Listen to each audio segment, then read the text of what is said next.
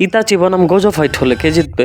নারুটোর সবচেয়ে জটিল চরিত্র ইতাচি আর জুজুৎসু কাইসেনের সবচেয়ে শক্তিশালী চরিত্র গোজো সাতোরু। যদি এই দুইজন মুখোমুখি হয় কে জিতবে? আজকে আমরা ব্যাখ্যা করব পাওয়ার, ক্ষমতা, দুর্বলতার স্ট্র্যাটেজি, গোজোর লিমিটলেস টেকনিক আর 6 আইস মিলে সে প্র্যাকটিক্যালি আনটাচেবল। ইনফিনিটি ইউজ করে সে যে কোনো আক্রমণ আটকে দিতে পারে, ফিজিক্যাল হোক বা এনার্জি। অন্যদিকে ইতাচির আছে শারিঙ্গান, মাঙ্গেকিউ আর অতিমাত্রায় হিউম্যান ইন্টেলিজেন্স। তার সুকুয়োমি, আমাতারাসু, সুসানো আর অনেক স্ট্রঙ্গার ক্যারেক্টারকে হারাইছে। পাওয়ার ফাইটে গোজো এগিয়ে। গোজোর সবচেয়ে ভয়ঙ্কর স্কিল হলো ডোমেইন এক্সপেনশন, আনলিমিটেড ভয়েড। এই জায়গায় ঢুকলে তোমার চিন্তা করা বন্ধ হয়ে যাবে। কিন্তু ইতাচির সুকুয়োমি সেটা মাত্র এক মুহূর্তেই কাউকে মেন্টাল টর্চারে ফেলে দিতে পারে। যে আগে চোখ চালাবে সেই জিতবে। ইতাচি খুব দুর্বল ছিল শারীরিকভাবে, ইলনেস, চোখের সমস্যা, চাকরা লিমিট। তার বেশি সময় ধরে যুদ্ধ চালানো সম্ভব না। গোজো যদিও শক্তিশালী, কিন্তু তার ওভার কনফিডেন্স মাঝে মাঝে তার দুর্বলতা হয়ে দাঁড়ায়। আর তার ইনফিনিটি সবসময় অন্যয়, দেয়ালে বা ধোঁকা দিয়েও ব্রেক করা সম্ভব। ইতাচি ছায়া থেকে মারার ক্ষমতা রাখে, গোজোর আত্মবিশ্বাসের ফাঁক দিয়ে। সো যদি ওপেন ফাইট হয় গোজো জিতে যাবে, কিন্তু যদি ইতাচি আগেই কৌশল বানিয়ে রাখে তাহলে গোজো বুঝতেই পারবে না কখন সে হেরে গেছে। এই লড়াই কারো শক্তির নয়, এটা বুদ্ধি আর সময়ের খেলা।